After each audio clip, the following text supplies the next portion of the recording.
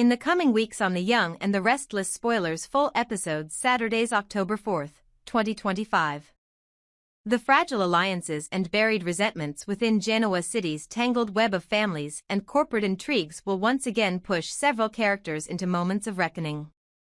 At the heart of it stands Lily Winters, a woman who has weathered heartbreak, betrayal, and corporate warfare but who now finds herself once again in a position where the lines between her personal life and her professional responsibilities blur into something almost impossible to separate. Lily has always tried to maintain her poise, her strength, and her ability to guide those around her, but recent developments involving Billy Abbott, Sally Spectra, and Audra Charles will test her patience and force her to question who is truly standing beside her and who is merely using her trust as a shield to advance their own ambitions. For Sally Spectra, her bold entrance into Genoa City was defined by her determination to reinvent herself after her past in Los Angeles left scars and unfinished business. She has struggled to balance her fiery independence with her undeniable need for connection and stability, and her on-again, off-again ties with Adam Newman and Nick have already made her the subject of constant gossip.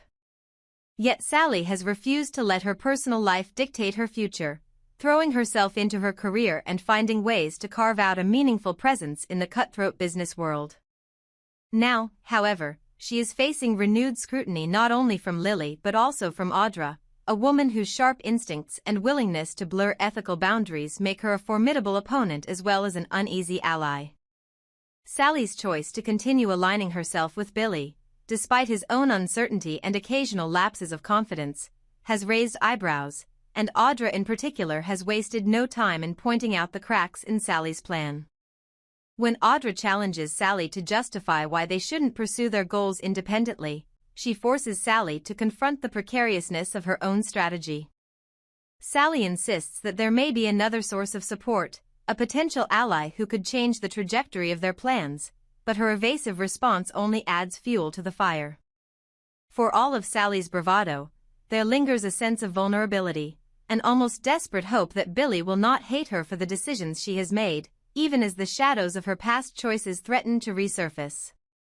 Audra Charles, meanwhile, continues to cement her reputation as one of the most unpredictable and manipulative forces in Genoa City. Though still relatively new compared to the established titans of Newman, Abbott, and Chancellor Winters, she has already proven she can maneuver herself into positions of influence, using charm, intellect, and ruthlessness in equal measure. But behind the polished exterior lies a complicated woman who, on rare occasions, allows glimpses of vulnerability to slip through. Her upcoming encounter with Nate Hastings reveals this duality. Audra, quick to make cutting remarks and calculated observations in business, unexpectedly softens when she sees Nate with Amy Lewis. Instead of trying to undermine, she chooses to compliment Amy, acknowledging her beauty and recognizing the strength she draws from the good people in her life. For a moment, Audra allows herself to be drawn into this warmth, accepting Amy's gesture of friendship when she holds her hand and tells her she too has people who care for her. It is a rare scene of connection for Audra, whose life has so often been defined by keeping others at arm's length or leveraging them for personal gain. Yet, as always with Audra, one cannot help but wonder if even this moment of sincerity is tinged with ulterior motives, if her apology to Nate is part of a larger scheme, or if she is truly capable of change. Nate himself has been a man caught between worlds, torn between his medical past, his corporate ambitions, and his complicated entanglements with family and colleagues. His presence with Amy at this moment marks a shift for him, an effort to reclaim stability after months of turbulence. Nate has seen firsthand how ambition can destroy relationships, from his betrayal of Devon and Lily in the Chancellor Winters conflict to his ill-fated romance with Victoria, which left him bruised in both pride and heart. His willingness to be seen with Amy, to share a quiet moment away from the storm of business, suggests he is still seeking redemption, even as he remains wary of Audra's unpredictable influence. Audra's apology, though sincere on the surface, may reopen old wounds or perhaps tempt him into once again entertaining alliances that could put him at odds with the very family he has struggled to repair ties with. And then comes Lily Winters, carrying with her not just a physical burden in the form of the large bag clutched against her chest but also an emotional weight that has become all too familiar. For Lily, every room she walks into is haunted by the echoes of past mistakes, failed relationships, and the constant reminder that her children remain estranged from their father. It is a refrain she has repeated so often it has almost become a shield, an armor of words to protect herself from the deeper pain of acknowledging just how fractured her family has become. When Amy gently offers her own story of reconciliation with her son, there is both comfort and unease in the exchange. Amy's reassurance that Lily's children will eventually forgive their father may sound hopeful, but for Lily, it is also a reminder of how precarious forgiveness can be. After all, Lily herself has struggled to forgive, and the act of carrying her grief, her doubts, and her fears has weighed heavily upon her. The collision of these storylines, Sally's shaky confidence, Audra's maneuvering, Nate's search for redemption, Amy's compassion, and Lily's lingering wounds, paints a picture of Genoa City at its most raw and complicated. None of these characters are simply villains or heroes. They are people entangled in webs of ambition, regret, love, and betrayal, each trying to find a way forward while grappling with the ghosts of their past. Lily's looming dissatisfaction with Sally is not just about business, it is about control, about her need to ensure that she is not once again blindsided by someone else's recklessness. Audra's apology to Nate is not simply an act of contrition but a subtle test of whether the door remains open for her to step back into his orbit. Sally's insistence that Billy remain on her side is not just a plea for loyalty but an admission of how fragile her foundation truly is. Each gesture, each exchange, is layered with meaning, setting the stage for conflicts that will ripple outward, pulling others into their gravity. As the weeks unfold, Genoa City is poised to witness the unraveling of carefully constructed facades. Lily's dissatisfaction with Sally will grow into something more volatile, potentially destabilizing not only their personal dynamic but also the professional alliances that hinge on their ability to cooperate. Audra's apology to Nate may signal the beginning of an unlikely reconciliation or, just as easily, the first step in a renewed cycle of manipulation. Sally's fragile hope that Billy will not resent her choices could very well collapse under the weight of his insecurities and his own restless nature.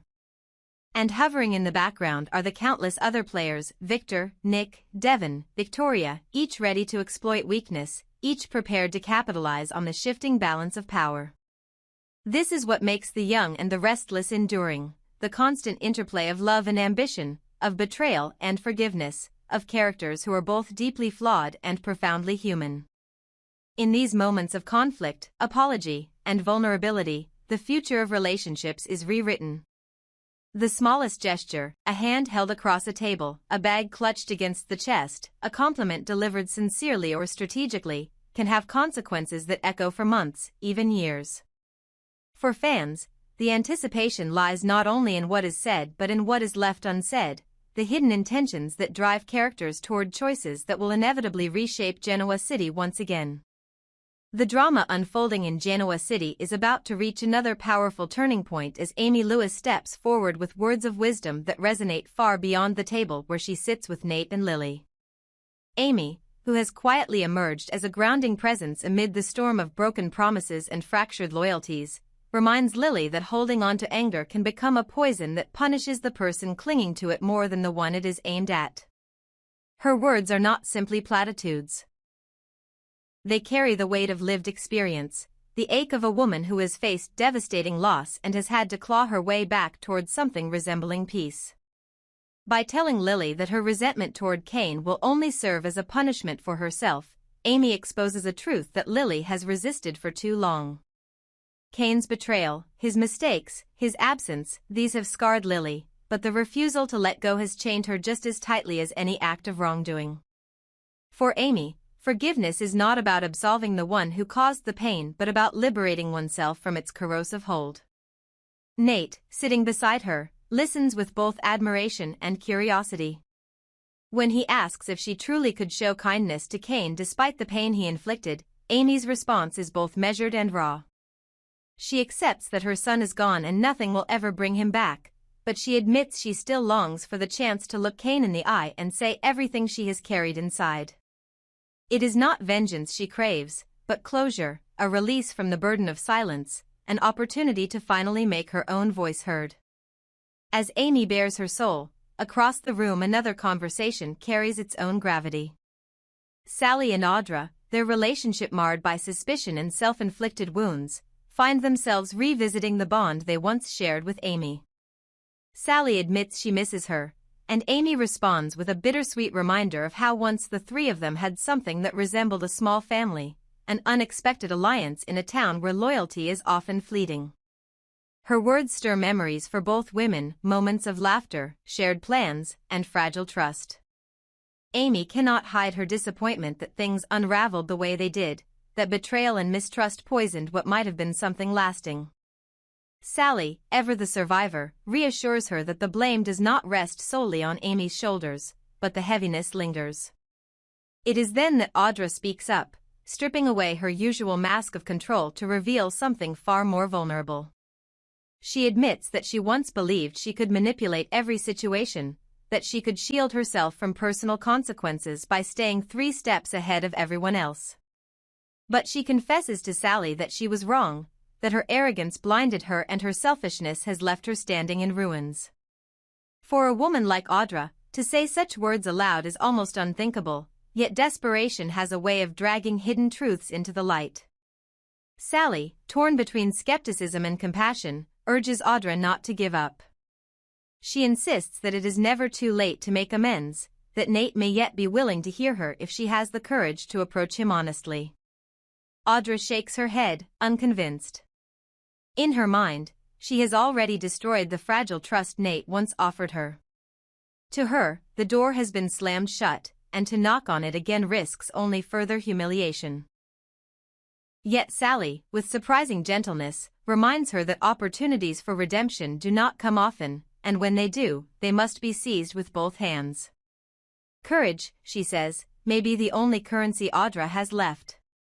And beyond mere forgiveness, Sally suggests that if Audra dares to be vulnerable, she might even reclaim something she thought forever lost, a chance at the love she still secretly desires. Those words echo in Audra's mind as she raises her glass, the liquid trembling slightly in her hand as she takes a long, deliberate sip. Then, steeling herself, she rises and crosses the room toward Nate. The weight of her decision presses on her shoulders, but so too does the fragile hope that perhaps Sally is right. When she reaches Nate's table, her voice wavers slightly as she asks if they might talk. Nate's response is cool, his guard firmly in place. He tells her he does not know what is left to say, his tone laced with finality. For a heartbeat, it seems Audra's courage has come too late, that the wall between them is impenetrable. But she presses on, her eyes pleading, her words soft as she begs for just 10 minutes. 10 minutes to try and explain, to try and repair what she herself shattered. Before Nate can answer, Lily interjects, her voice firm and protective. She warns Nate against going with Audra, a reminder that he has been burned before, that giving Audra another chance could undo all the progress he has made. Lily's disapproval hangs heavy in the air, her discontent with Audra's presence as palpable as her earlier frustration with Sally. To Lily, Audra represents everything dangerous about mixing personal ambition with emotional vulnerability, and she refuses to see Nate dragged back into that chaos. But Amy, who has been listening quietly, now offers her perspective. She tells Nate to follow his heart, to listen not to fear or anger but to the quiet voice inside that knows what is right. Her advice is simple, but its power lies in its sincerity, and Nate cannot dismiss it. Torn between Lily's caution and Amy's encouragement, Nate finally chooses to stand, his eyes locked on Audra as he agrees to go with her. The moment is thick with tension, as though all of Genoa City holds its breath. Audra's face is a mask of hope and dread, knowing that this fragile opening may be her only chance. Nate's steps beside her signal both risk and possibility, a willingness to confront the unresolved storm between them. Lily watches with thinly veiled frustration, her instincts warning her that this can only end in heartbreak or betrayal.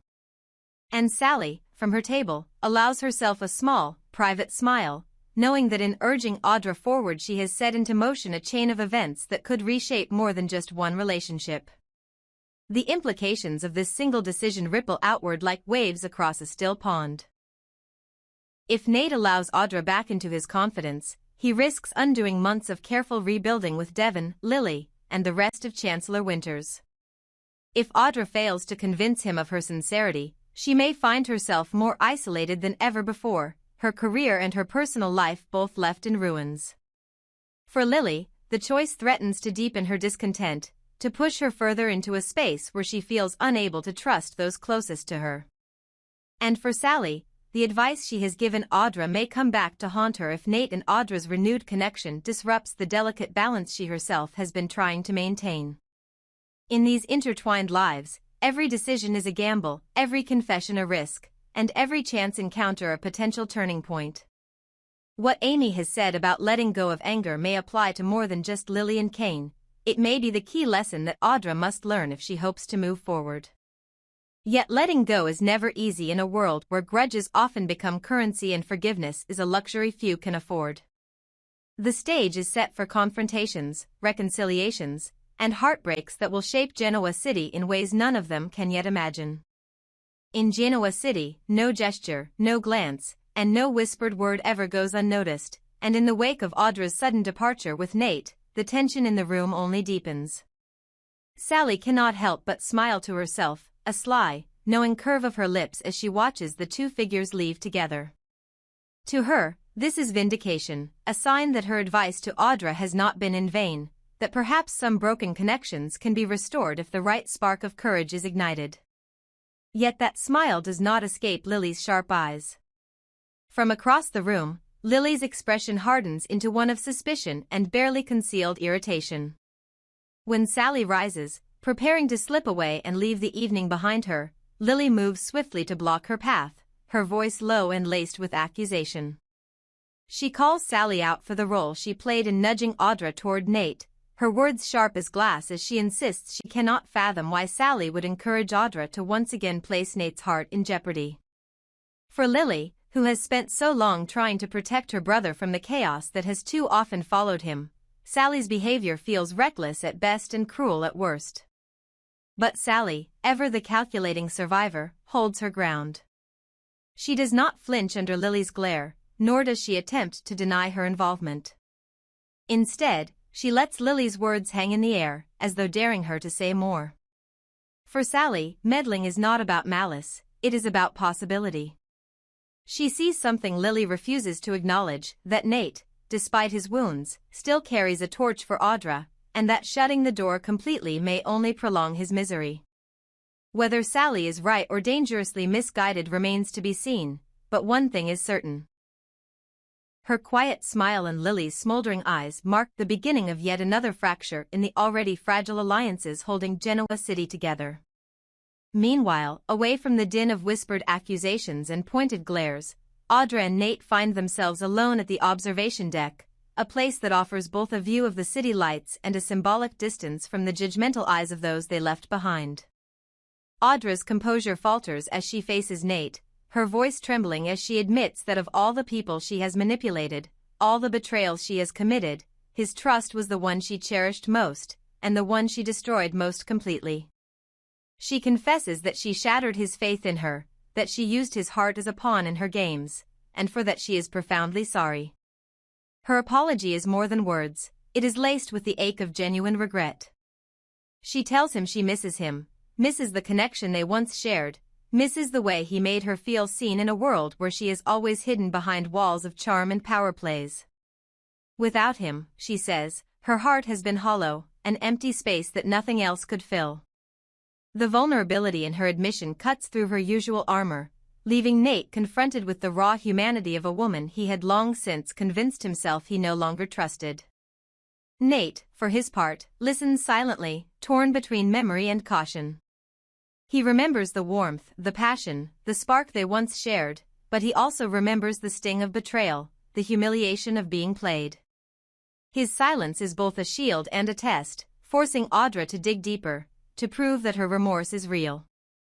The night stretches before them like an unanswered question, the city lights flickering below as though waiting to see if this fractured bond can be pieced back together or if it will finally crumble into dust.